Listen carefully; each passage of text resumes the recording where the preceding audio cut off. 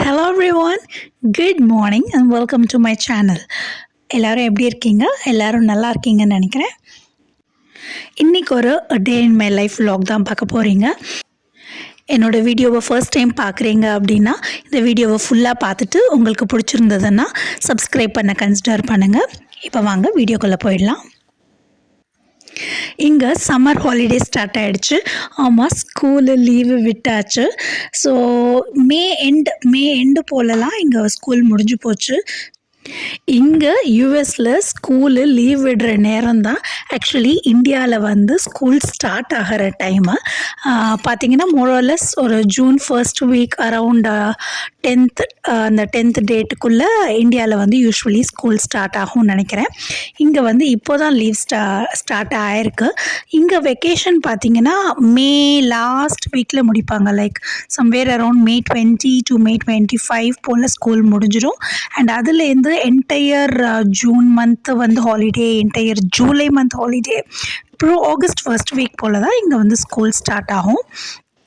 கிட்டத்தட்ட ஒரு long summer பிரேக்குன்னு தான் சொல்லலாம் இந்தியாவுக்கு கம்பேர் பண்ணுறேன். ஸோ இப்போல்லாம் பார்த்தீங்கன்னா நான் காலையில் வந்து லேட்டாக தான் எழுந்திருக்கிறேன். லேட்டாக இந்த சென்ஸ் 6:30 போல் 6:45 போல் தான் எழுந்திரிச்சு நான் கீழே வரேன். யூஸ்வலி ஸ்கூல் டேஸில் பார்த்தீங்கன்னா மார்னிங் வந்து நான் ஒரு 5 o'clock to 5:15 போல் எழுந்திரிச்சிருவேன். இப்போ வந்து எனக்கு ஒரு 1 hour எக்ஸ்ட்ரா டைம். ஸோ 6:30 போல் எழுந்திரிச்சிருவேன். அது கூட ஏன் அப்படின்னா ஹஸ்பண்ட்க்கு ஆஃபீஸ் இருக்குது. ஸோ அவங்க காலையில் 8 மணி போல் கிளம்பிடுவாங்க. அரவுண்டு 8 to 8:15 போல் கிளம்பிடுவாங்க. ஸோ நான் காலையில் ஒரு 6:30க்கு எழுந்திரிச்சா தான் நான் வந்து ஒரு 7 o'clock வந்து காஃபி கொடுத்துட்டு அதுக்கப்புறம் பிரேக்ஃபாஸ்ட் எல்லாம் ரெடி பண்ணி லஞ்செல்லாம் பேக் பண்ணி அனுப்பணும். ஸோ நான் இப்போ அதுக்கு தான் இங்கே வந்திருக்கேன். காலையில் எழுந்திரிச்சாச்சு, சுடு தண்ணி குடித்தாச்சு. ஸோ இப்போ காஃபி போட்டு குடிச்சிட்ருக்கோம் 2 பேரும். அண்ட் இதுக்கப்புறமா பிரேக்ஃபாஸ்ட் எல்லாம் ரெடி பண்ணலாம். அண்ட் இன்னுமே பார்த்திங்கன்னா பசங்க 2 பேரும் மேலே தூங்கிட்டு தான் இருக்காங்க. அவங்க வந்து அவங்க டேடி வந்து ஆஃபீஸ்க்கு கிளம்புற வரைக்குமே கீழே எழுந்திரிச்சு வரமாட்டாங்க. ஸோ அப்படி ஆஃபீஸ் கிளம்பி கராஜ் திறந்து காரை எடுத்து கிளம்பி போனதுக்கப்புறம் தான் அவனுங்க கீழே வருவானுங்க. சரி, நானுமே ஹாலிடே டைம் தானேன்ட்டுன்னு ஃப்ரீயாக விட்டுருவேன். இது பார்த்திங்க அப்படின்னா ஒரு சியா சீட் புட்டிங் மாதிரி நான் ரெடி பண்ணுறேன். இது வந்து என் பையனுக்கு வந்து காலையில் வந்து பெரிய பையன் வந்து பால் குடிக்க மாட்டான். வெறுமையே பால் குடிக்க மாட்டான். ஸோ அவனுக்கு இந்த மாதிரி ஏதாவது ஃப்ரூட்ஸ் போட்டு சியா சீட் போட்டு பாலில் ஊற வச்சு கொடுத்தேன்னா சாப்பிடுவான். ஸோ இது ரொம்ப ஹெல்த்தியும் கூட. ஸோ இது பார்த்திங்கன்னா சியா சீட்ஸை வந்து நான் சும்மா ஒரு நார்மல் வாட்டரில் வந்து ஒரு 1/2 cup வாட்டரில் சோக் பண்ணி வச்சுருவேன் காலையில் ஒரு 10 to 15 minutes. அதுக்கப்புறம் அது கூட நான் வந்து 2 டேட்ஸை வந்து பிச்சு போட்டுருவேன். அண்டு இதுக்கு கூட வந்து மில்க் ஆட் பண்ணிக்கலாம். உங்களுக்கு ஸ்வீட்னஸ் வேணும்னா ஹனி கூட போட்டுக்கலாம். பட் அவனுக்கு டேட்ஸில் இருக்க ஸ்வீட்னஸே போதும் அப்படின்றதுனால நான் எதுவுமே போடலை. ஸோ அதை மிக்ஸ் பண்ணி நான் ஃப்ரிட்ஜில் வச்சுடுவேன். இந்த இன்செக்ட் பார்த்திங்களா, இந்த இன்செக்ட் பேர் தான் வந்து செகேடான்னு சொல்லுவாங்க. இங்கே வந்து இப்போ ரொம்ப நிறைய இருக்குது இந்த செகேடா இன்செக்ட். ஆக்சுவலி இப்போ இங்கே யூஎஸில் வந்து நிறைய இடத்துல இந்த இன்செக்ட் இருக்குதுன்னு சொல்கிறாங்க. நீங்கள் இருக்கிற இடத்துல இந்த செகேடா இருக்கா அப்படின்னு சொல்லுங்கள், காமெண்ட் பண்ணுங்கள். ஸோ பசங்க எழுந்திரிச்சாச்சு. காலையில் எழுந்திரிச்சு வந்த உடனேயே ஆரம்பிச்சிட்டானுங்க அவங்களோட டாய் பாக்ஸ் எல்லாத்தையும் ஓப்பன் பண்ணி கார்ஸ் எல்லாம் போட்டு கடை விரித்து வீடு ஃபுல்லாக இப்போ லிவிங் ரூம் ஃபுல்லாக அவங்க கார் தான் வச்சுருக்காங்க. ஸோ நம்மளும் எதுவும் சொல்ல முடியாது, ஹாலிடே ஸ்டார்ட் ஆகிடுச்சுன்றதுனால அவங்களுக்கும் ஏதாவது என்டர்டெயின்மெண்ட் வேணும் இல்லையா. ஸோ அவங்களும் இந்த மாதிரி ஏதாச்சும் என்கேஜ் பண்ணால் தான் உண்டு. அதுவும் எஸ்பெஷலி இந்த மாதிரி பாய்ஸ் இருக்க வீட்டில் காருக்கு பஞ்சமே இருக்காதுங்க. அவ்வளோ கார்ஸ் இருக்கும். எவ்வளோ கார்ஸ் இருந்தாலும் அவங்களுக்கு பத்தவே பத்தாது. உங்கள் வீட்லேயும் அப்படி தானான்னு சொல்லுங்கள். அப்படியே இங்கே கிச்சனுக்கு வந்தாச்சு. ஹஸ்பண்ட்க்கு லன்ச் பேக் பண்ணிடலாம் அப்படின்ட்டுன்னு. ஸோ இன்றைக்கி சிம்பிளாக வந்து லெமன் ரைஸும் அப்புறம் இந்த சிக்கன் நகெட்ஸையும் தான் பேக் பண்ணுறேன். நேற்று லெஃப்ட் ஓவர் ரைஸ் இருந்தது. ஸோ காலையில் அதை குயிக்காக லெமன் ரைஸ் மாதிரி கலரிட்டு ஏர் ஃப்ரையரில் சிக்கன் நக்கெட்ஸ் போட்டு எடுத்து பேக் பண்ணி வச்சுட்டேன். அண்ட் வெளியில் ஹஸ்பண்ட் அமுச்சிட்டக்கப்புறம் போய் பார்த்தா வெளியில் வந்து நல்லா பூவெல்லாம் ஃப்ரெஷ்ஷாக பூத்திருந்தது. ஸோ இதை அப்படியே விட்டேன் அப்படின்னா ஒன்று அதுவாக கொட்டிடும், இல்லை ஏதாவது பூச்சிங்க வந்து சாப்பிட்டுடுங்க. ஸோ அதனால் நான் பூ முடிஞ்ச வரைக்கும் எல்லா பூவையும் எடுத்துட மாட்டேன். பட் ஒரு 3-4 ஃப்ளவர்ஸ் மட்டும் எடுத்து ஒரு டெக்கரேஷனுக்காக கிச்சனில் டைனிங் ஏரியாவில் வைப்பேன். பசங்களுக்கு பிரேக்ஃபாஸ்ட் ப்ரிப்பேர் பண்ணுறதுக்காக வந்திருக்கேன். இப்போ தோசை தான் ஊற்றிட்டுருக்கேன். எங்கள் வீட்டில் பார்த்திங்கன்னா எல்லா நாளுமே வந்து இந்தியன் பிரேக்ஃபாஸ்ட் இருக்காது. ஒரு சில நாள் சாண்ட்விச் சாப்பிடுவோம், ஒரு சில நாள் பேன்கேக் சாப்பிடுவோம், அப்புறம் ஒரு சில நாள் ஓட்ஸ் கஞ்சி மாதிரி ஏதாவது வச்சு சாப்பிடுவோம்.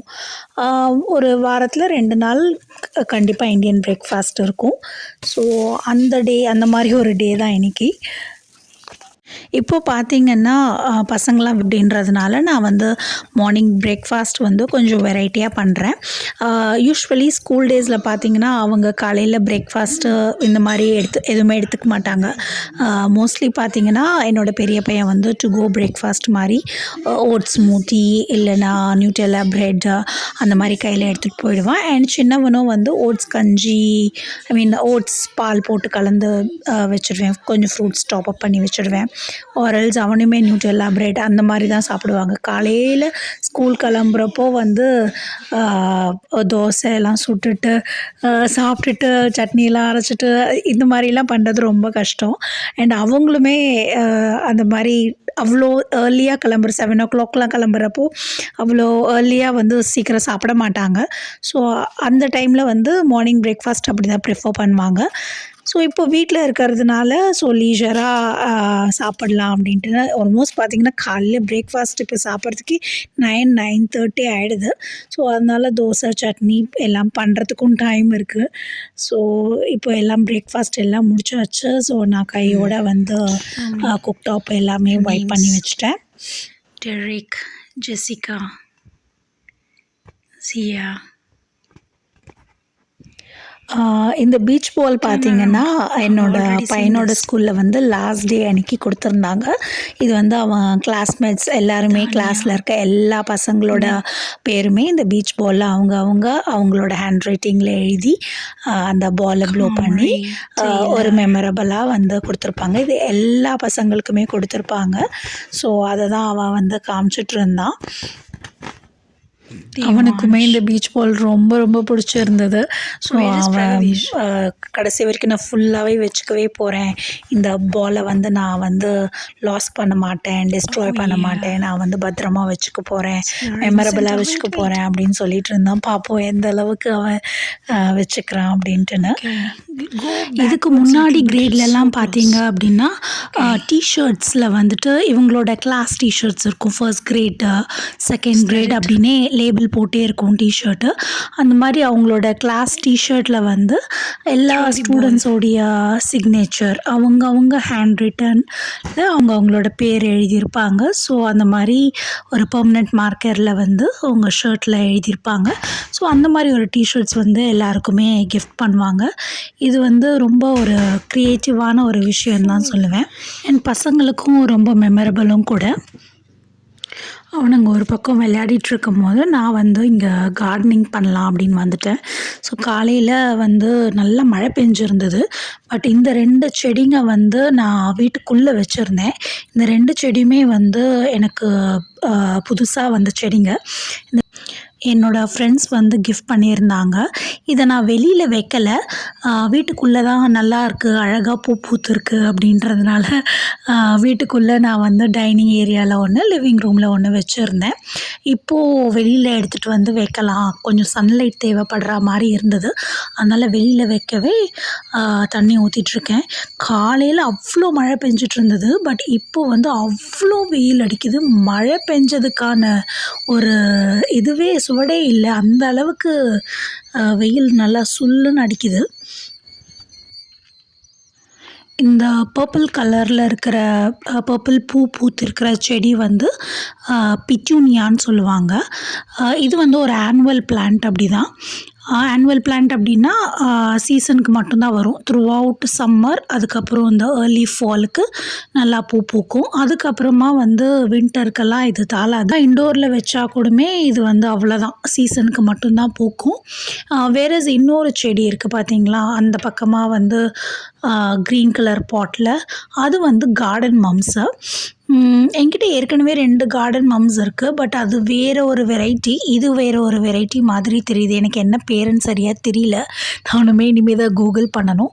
பட் இந்த இலைங்கள்லாம் பார்க்குறச்ச கார்டன் மம்ஸோட அந்த ஃபேமிலி சேர்ந்த மாதிரி தான் இருந்தது.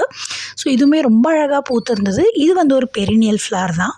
கார்டனிங் வேலையெல்லாம் முடிச்சுட்டு குயிக்காக ரெஃப்ரெஷ் ஆகிட்டு வந்துட்டேன். ஸோ இது என்னன்னு பார்த்தீங்கன்னா, கேக்கு, சத்து மாவில் செஞ்ச கேக்கு. இது நான் ஃபர்ஸ்ட் டைம் ட்ரை பண்ணுறேன். எப்படி வந்திருக்குன்னு தெரியல. இது ஆக்சுவலி என்னென்னா, இப்போ பசங்க வீட்டில் இருக்காங்க, ஏதாச்சும் சாப்பிட கேட்டுக்கிட்டே இருக்காங்க. இந்த மாதிரி ஏதாவது பண்ணி கொடுத்தா கொஞ்சம் ஹெல்த்தியாகவும் இருக்கும். அவங்க ஒரு பக்கம் கேக்கெல்லாம் சாப்பிட்டுட்டு இருக்கட்டும், அதுக்குள்ளே அடுத்த பசி வர்றதுக்குள்ளே நம்ம வந்து சமைச்சிடலான்ட்டுன்னு வந்துட்டேன். ஸோ சமைக்கிறதுக்கு முன்னாடி என்னோடய மசாலா பாக்ஸில் கொஞ்சம் சில ஐட்டம்ஸ் எல்லாம் வந்து காலியாக இருந்தது. அதெல்லாம் ரீஃபில் பண்ணி வச்சிடலாம் அப்படின்ட்டுன்னு கடுகு, மிளகா இதெல்லாம் ரீஃபில் பண்ணிகிட்ருக்கேன். நான் லன்ச் குக் பண்ணுறது எதுவும் வீடியோவில் ஷூட் பண்ணலை. ஏன்னா ஏற்கனவே வீடியோ ரொம்ப லென்த்தியாக போயிட்டுருக்கு. ஸோ அதனால் நேராக லன்ச் மட்டும் என்ன செஞ்சுருக்கேன்னு வாங்க பார்த்துடலாம். ஸோ லன்ச் ரெடி ஆகிடுச்சு. இங்கே வந்து நான் ஒயிட் ரைஸ் ஆஸ் யூஷுவல், நான் வந்து ஒயிட் ரைஸ் வந்து வடிக்க தான் செய்வேன். ஸோ ஒயிட் ரைஸ் வடித்து வச்சுட்டேன். என்னோடய வீடியோஸை ரெகுலராக ஃபாலோ பண்ணுறவங்களா இருந்தால் தெரிஞ்சிருக்கும், நான் எப்போவுமே ரைஸ் இந்த மாதிரி தான் வடித்து சாப்பிடுவேன் அப்படின்ட்டுன்னு. இது கூட என்னன்னு பார்த்திங்கன்னா, காரக்குழம்பு, உருளைக்கிழங்கு, முருங்கைக்காலாம் போட்டு ஒரு மாதிரி காரக்குழம்பு வச்சுருக்கேன். இதுக்கு சைட் டிஷ் பார்த்திங்கன்னா, கீரை கூட்டு செஞ்சுருக்கேன். இந்த கீரை வந்து நம்மளோட கார்டன்லேயே வந்த கீரை தான். ஸோ அந்த கீரையும் பச்சை பருப்பும் போட்டு கூட்டு வச்சுருக்கேன். வேணும்னா அப்பளம் ஏதாவது வச்சுக்கலாம் சாப்பிடும் போது அப்படி. இன்றைக்கி வந்து நான் ரொம்ப சிம்பிளான லன்ச் தான் ரெடி பண்ணியிருக்கேன். அண்ட் மோரோவர் நான் வந்து மத்தியானத்துக்கு மட்டும்தான் நான் ரெடி பண்ணியிருக்கேன். யூஸ்வலி பார்த்திங்கன்னா, நான் லன்ச் ரெடி பண்ணும்போதே டின்னருக்கும் சேர்த்து ஏதாச்சும் செஞ்சு வச்சுருவேன். ஸோ அது நைட்டு வந்து சப்பாத்தி இல்லை தோசை அதுக்கேற்ற மாதிரி பிளான் பண்ணிக்கலாம் அப்படின்ட்டுன்னு. பட் நான் இன்றைக்கி ஈவினிங் வெளியில் போகிற வேலை இருக்குது அப்படின்றதுனால நான் லன்ச்சுக்கு சிம்பிளாக ரெடி பண்ணியிருக்கேன்.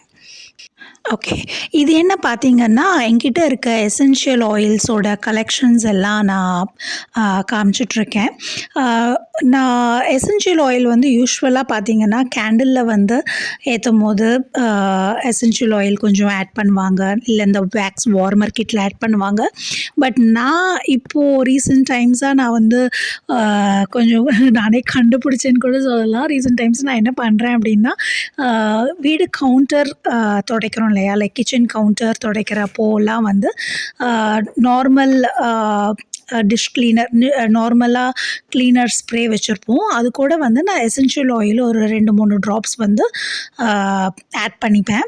ஸோ அதை ஆட் பண்ணி நான் வைப் பண்ணுறதுனால என்ன ஆகுது அப்படின்னா, நம்ம என்ன சமைச்சோமோ அந்த ஸ்மெல் வந்து நமக்கு வராது, வீட்டுக்குள்ளே அந்த ஸ்மெல் இருக்காது. Specially on the days of non veg cooking, non veg fish fry, chicken இந்த மாதிரிலாம் பண்ணுறச்ச என்ன தான் கேண்டில் போட்டு இது பண்ணாலும் ஸ்மெல் வரும். பட் இது வந்து அ குவிக் வே. நான் வந்து எசென்ஷியல் ஆயிலை வந்து கவுண்டரில் கொஞ்சம் ஒரு 2-3 ட்ராப் போட்டு ஸ்ப்ரேயோட சேர்த்து வச்சு வைப் பண்ணிட்டேன் அப்படின்னா, அந்த ஸ்மெல் வந்து அப்படியே கிச்சன் பூரா இன்ஸ்டண்ட்டாக வந்து ஸ்ப்ரெட் ஆகிடும்னு சொல்லலாம்.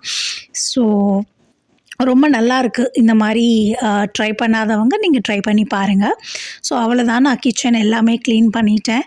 அண்ட் அவ்வளோதான், இன்றைக்கி கிச்சன் க்ளோஸ்டு. இதோடு நான் கிச்சன் பக்கம் வரமாட்டேன். மேபி ஈவினிங் டீ போட்டுட்டு அதுக்கப்புறம் அப்படியே ஈவினிங் வெளியில் ஷாப்பிங் போயிட்டு வெளியில் டின்னர் பார்த்துக்கலாம் அப்படின்னு சொல்லிட்டு பிளான் பண்ணியிருக்கோம். என்னோடய வியூவர்ஸ் நிறைய பேர் கேட்டிருக்கீங்க, நீங்கள் வந்து கிச்சன் வந்து ஒயிட் கிச்சனாக வச்சுருக்கீங்களே, உங்களுக்கு மெஸ் ஆகிறது இல்லையா, அழுக்காகிறது இல்லையா, நீங்கள் அதை எப்படி மெயின்டைன் பண்ணுறீங்க அப்படின்னு கேட்டிருக்காங்க. எனக்கு வந்து ஒயிட் கிச்சன் வந்து ரொம்ப பிடிக்கும். அதனால தான் நான் நான் இஷ்டப்பட்டு தான் சூஸ் பண்ணியிருக்கேன். பட் எஸ், ஒயிட் கிச்சன் கொஞ்சம் அழுக்காக தான் செய்யும். ஐ மீன் ஸ்டெயின்ஸ் நல்லாவே தெரியும். எஸ்பெஷலி நம்ம வீட்டில் யூஸ் பண்ணுற மஞ்சள் கரை அதெல்லாம் வந்து நல்லாவே தெரியும். But I have a habit of cleaning every now and then. So அதனால் மெயின்டைன் பண்ணுறது எனக்கு ஈஸியாக இருக்குன்னு தான் நான் சொல்லுவேன். ஓகே, இன்னைக்கு இந்த vlog இதோட முடிச்சுக்கிறேன். உங்களுக்கு இந்த வீடியோ பிடிச்சிருந்ததுன்னா please give a like and comment on the video. நீங்கள் எந்த மாதிரி வீடியோ ஃப்யூச்சரில் எக்ஸ்பெக்ட் பண்ணுறீங்க அப்படின்னும் எனக்கு சொல்லுங்கள்.